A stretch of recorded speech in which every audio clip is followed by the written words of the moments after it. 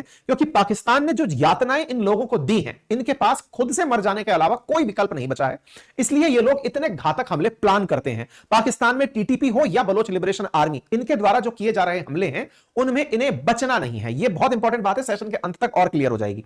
तो साहब, क्वेटा से लेकर के पेशावर जा रही ट्रेन जब सीबी से क्रॉस हो रही थी तो क्रॉस होती हुई ट्रेन के ऊपर एक बम धमाका होता है। आप देखें, इनको पता था कि पाकिस्तान की सेना झूठ बोलेगी। इन्होंने बकायदा हर चीज की रिकॉर्डिंग की। इन्होंने इतना दूर एक कैमरा लगाया और उस कैमरे से बकायदा ये पूरा शूट किया कि जब ट्रेन निकल रही थी तो हमने यहां पर ब्लास्ट किया था, हमने यहां पर ब्लास्ट किया था। यह कोई संयोग नहीं था, बकायदा बीएलए का एक अपना लड़ाका यहां पर छुपकर बैठा था। यह दिखाया इन्होंने दूर से कि देखो ये बलोच का फाइटर है जो यहां पर बैठा हुआ है। इन्होंने प्रॉपर वीडियो शूट किया। हमने इसको आप लोगों के साथ ट्विटर पर भी साझा किया था।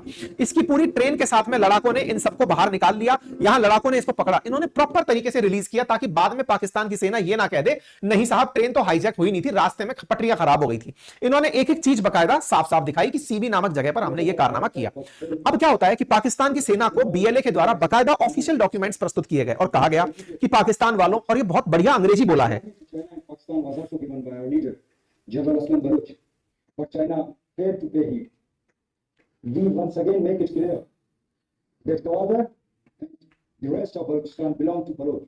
ये जो बात बोल रहा है वो ये बलोच का लड़ाका है और ये बात बोल रहा है कि पाकिस्तान वालों ये जान लो कि जो ग्वादार पोर्ट है वो चाइना का नहीं है और तुम्हारा भी नहीं है, वो बलूचिस्तान का है, बलूच लोगों का है और तुम लोगों ने उसे पाकिस्तान को दे दिया है, उसको चाइना को दे दिया है सीपैक कॉरिडोर के माध्यम से। हम उसे नहीं होने देंगे। नंबर दूसरा, हमने जो ट्रेन पकड़ी है उसके लिए तुम हमारे जो लोग तुमने अगवा किए हुए हैं या जो गायब किए हुए लोग हैं उन्हें छोड़ो, तब जाकर के हम इस ट्रेन के लोगों को छोड़ेंगे। कुल 450 यात्री इस ट्रेन में थे।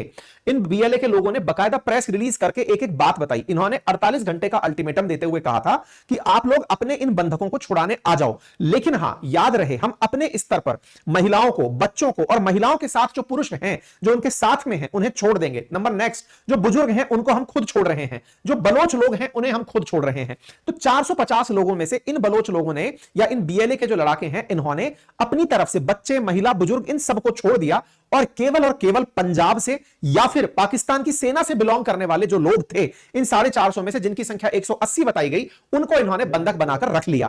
यह बात पाकिस्तान की सेना तो बताती नहीं, तो फिर पता कैसे चली? पता चली इन लोगों के बयानों से, जिन लोगों ने जाफर एक्सप्रेस में सफर किया, जिन्हें बलोच लिबरेशन के द्वारा छोड़ दिया गया, उन लोगों के बयानों से यह बात निकलकर आई कि उन्होंने महिलाओं को, बुजुर्गों को छोड़ा है, उन्होंने हमें छोड़ा है। और इसकी गवाह बनी यह ट्रेन जो कि एक मालगाड़ी है। पाकिस्तान वालों ने एक मालगाड़ी भेजी इस जाफर एक्सप्रेस के पास उन महिलाओं, बच्चों और बुजुर्गों को लेने के लिए। इस मालगाड़ी में भरकर ये लोग आए। पाकिस्तान की सेना क्लेम कर रही है कि हमने इन्हें छुड़ा लिया और बीएलए कह रहा है कि यह हमारे एथिक्स में नहीं है कि हम बुजुर्गों और महिलाओं पर वार करें। इसी के चलते इस बुजुर्ग ने यह बकायदा बात बोली, उसने अपने इस बयान में यह बात कही और कहा कि उन बुजुर्गों से हमसे कहा गया बीएलए के द्वारा कि हमारी आपसे कोई शत्रुता नहीं है, आप चले जाइए। यह आदमी इस बात को बोलते हुए पूरी तरह से जो हीरो है वो बीएलए को ही बना रहा था। ऐसे ही एक और महिला ने इंटरव्यू लिया एक पुरुष यात्री का, और पुरुष यात्री का जब इंटरव्यू लिया तो उसे पूछा गया कि आपको उन्होंने कैसे छोड़ दिया।